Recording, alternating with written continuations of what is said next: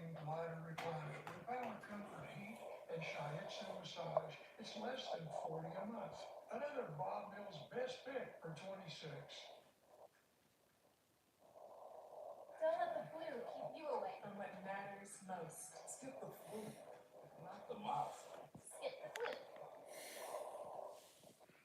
Welcome back. President Trump urging Elon Musk to use Starlink to restore internet to the millions of Iranians after the Supreme Leader cut off internet access due to the ongoing anti-regime protests. They don't want the world to see what's going on. At least 646 people reportedly killed within the last 3 weeks as thousands of Iranians protest Iran's regime, weak economy, soaring inflation. The president announcing an immediate 25% tariff on any country that does business with Iran. I spoke with the exiled Crown Prince of Iran, Reza Pahlavi, who is trying to become the transitional leader there. He joined me on Sunday and discussed what a transition inside the country would look like. This is a moment that is defining.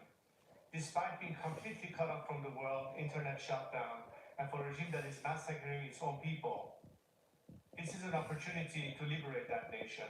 We hope only that the Iranian people this time will be victorious, and they will be, because I know that the Iranians are prepared to die for this cause, and so am I.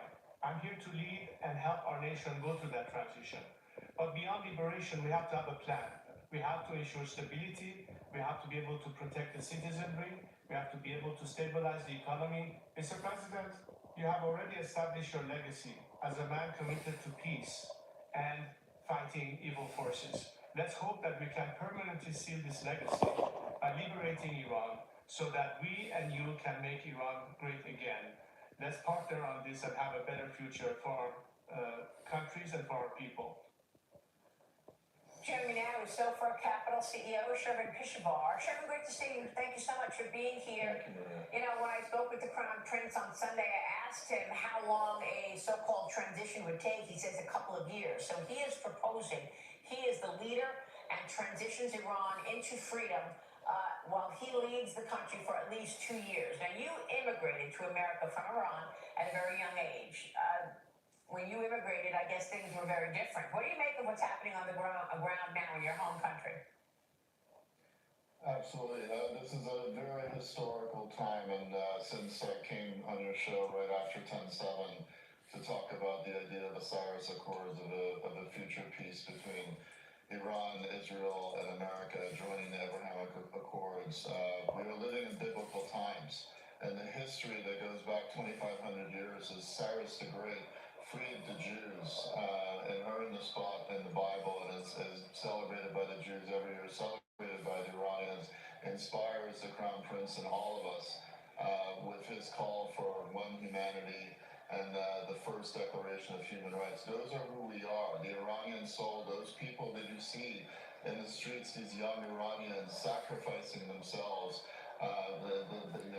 reaching out, and they're not proposing the Crown Prince as their leader. They are declaring that he is their leader, that this is the end of the Islamic regime, and it's time now for incredible leaders like President Trump to meet with the Crown Prince, Netanyahu, who has done incredible work fighting the Islamic regime, fighting Hamas, fighting Hezbollah, all the proxies of this evil regime. This is the time to act. The people are in the streets by the millions. They were just, as you've seen the videos, these horrific videos that are coming out, they're being mowed down by the military. The Supreme Leader, Khamenei, has ordered the military to mow down innocent, defenseless, courageous young Iranians who have had enough. They've lived in an open-air prison for 47 years. Their futures have been stolen. Me and my family were lucky to escape. My father was on the execution list by Khomeini he was a journalist like yourself, and he put the foreign language broadcast to let people know how to get out of the country. He saved a lot of lives, but he had to escape. He was going to be killed by this evil regime. And they've been doing this for 47 years, not just terrorizing the Iranian people, terrorizing the Israelis, terrorizing the Middle East, funding terrorism, using their oil money that God blessed Iran with to do evil things rather than good things. Yeah.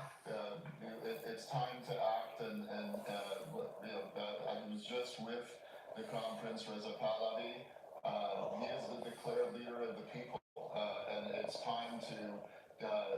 recognize him as the leader officially, form an interim government, do this transition process. It's time to act and cut off the head of the snake in Iran. And what will happen is, I'm telling you, I'm manifesting this. 50 million plus Iranians will come in the streets after that is done.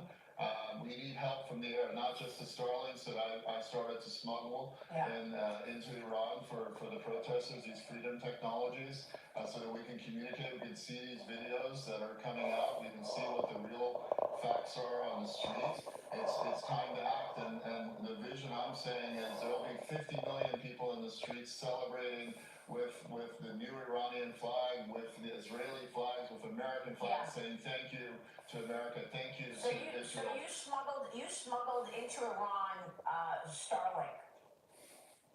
All you have to do is point. Call 1-800-GOT-JOB. Discover your new Volvo. Right now at Volvo Cars Oklahoma City. Come lease a new Volvo XC40 for $516.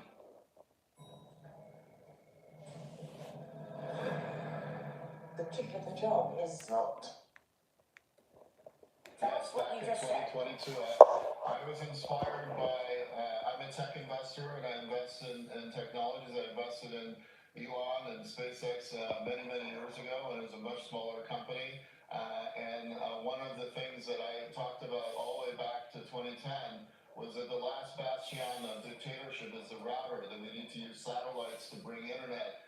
The first thing dictators do is they shut down the router. I said this to the Secretary of State back then in a dinner with Jack Dorsey, the founder of Twitter, and with the CEO of Google, Eric Schmidt. And they loved the idea. I flew into Benghazi during 2 weeks before Gaddafi was killed.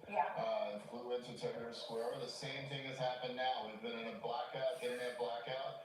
Elon and SpaceX, the president just yesterday asked Elon for even more help. But I organized a rebel group and flew to SpaceX, bought the first Starlinks to come into Iran. At the time, there were only 9 Starlinks then. That's incredible. But these freedom technologies are needed. But now is the time to act. We're in a historic moment. If we don't act now and support the Iranian people, they came into the streets because they were told, we will have your backs. This is a moral imperative. Yeah, I mean, the president did say that on many of his posts, that he supports the Iranian people. And what are you expecting him to do? Finish the job. It's time to act. This is a criminal organization, a terrorist organization that's terrorized the world for 47 years. This is the modern Hitler. For some reason, he has been able to survive for 47 years, completely destroy the Middle East, invade the West with their propaganda campaign, as you've seen across all the campuses. Europe has fallen, the UK has fallen, America could fall. It's time to stop this nonsense. We see the writing on the wall. The people are out in the streets. These are the brave hearts of our time. The courage of these young people to come out defenseless, shouting for peace, asking for Reza Pahlavi to return. And he's ready to return. He will get on a plane. I will get on a plane. I'll return. And we have a plan to reconstruct Iran. We can make it into a glorious gem of democracy and freedom. Change the Middle East and change history. Don't even know what Iran was. I mean, I was looking at pictures of, pre-47 years ago, pre-49 years ago, and it's chic. Women are gorgeous, wearing beautiful clothing and with their hair the way they want to do it. I mean, it was free. It was like looking at New York. I mean, it was beautiful, and people need to see those pictures. But I want before you go, we'll catch up for what we lost in less than 5 years. I promise you. These people are so talented and brilliant. My brothers and sisters, they just need to be free. Sure. Before you go, I want to get your take on investment themes for 2026. Obviously, AI was all about 25. But what are your thoughts in terms of new innovations and growth stories from an investment standpoint for this year? I am squarely focused on deep technologies. I have announced just recently that DPCM, which was was my public entity that I co-founded with Emil Michael that recruited to Uber, and he's now under Secretary of War for R&D. So I'm launching EPCM 2, and we're going to go after quantum computing technologies. The first one we did was a quantum computing company called D-Wave. It's up 5,800% in the last 24 months. It's one of the most successful SPACs in history. So now we're going to do the second one. Cantor Fitzgerald is going to take us public. And I'm all about one thing I'm going to tell you is humanoid robotics are going to change the entire world. And I was just with Brett Adcock, the founder of Figure AI. Yeah, he's been on the show. I have to get you to come to the headquarters and see these robots. Okay. He is going to change the world, and humanoid robots will be the iPhone at AGI. Wow. Well, we had him on the show recently, actually, to talk all about that. Chairman, it's good to see you this morning. Thank you, sir. Absolutely. Thank you. Chairman Kishivar, we'll be right back.